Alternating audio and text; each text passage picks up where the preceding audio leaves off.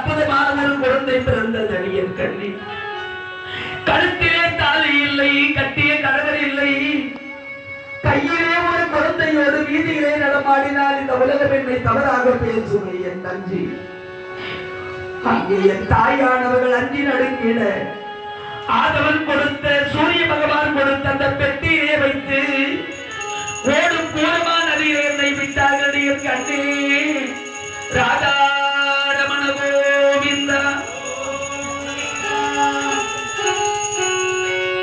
கண்ணே, நான் ஏழையின் கரத்திலே கிடைத்து ஏழையாய் வளரக்கூடாது என்று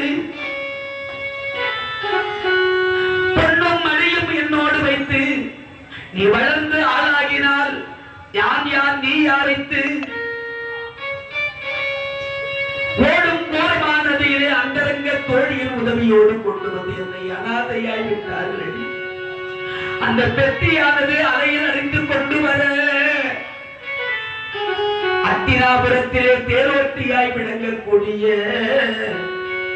அந்த அதிரன் ராதையின் கரத்திலே கிடைக்க என்னை எடுத்து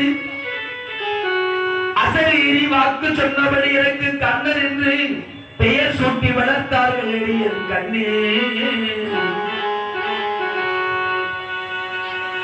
அனாதையாய் வளர்ந்த என்னை,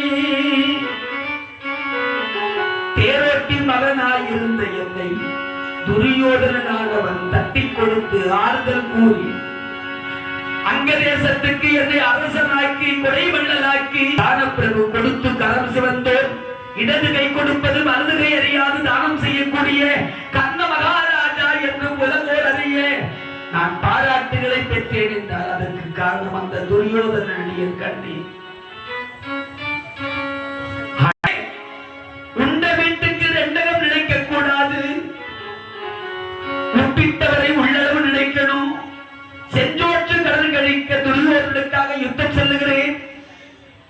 5 பேரை என் தம்பிகள் என்று தெரிந்து சண்டை போட்டேன். இந்த யுத்தத்தில் எனக்கு அபத்தம் நேர்ந்து விட்டால் கௌரவர் கூட்டத்தில் உன்னை யாரும் மதிக்க மாட்டார்கள், உனக்கு மரியாதை தர மாட்டார்கள். நான் செத்தா எனக்கு செய்யக்கூடிய சடங்கை செய்ய மாட்டார்கள். ஆனா என் தம்பிமார்கள் நல்லவர்கள், அவன் சொல்லி காட்ட மாட்டான், குத்தி பேச மாட்டான், உன்னை கேவலப்படுத்த மாட்டான். என் கண்ணே, நீ அங்கே சென்று அவர்களிடத்திலே சேர்ந்தால் எனக்கு செய்ய வேண்டிய கடமைகளை எல்லாம் என் தம்பிகள் செய்வார்கள். இருக்கிற வரையில் உன்னையும் தாயா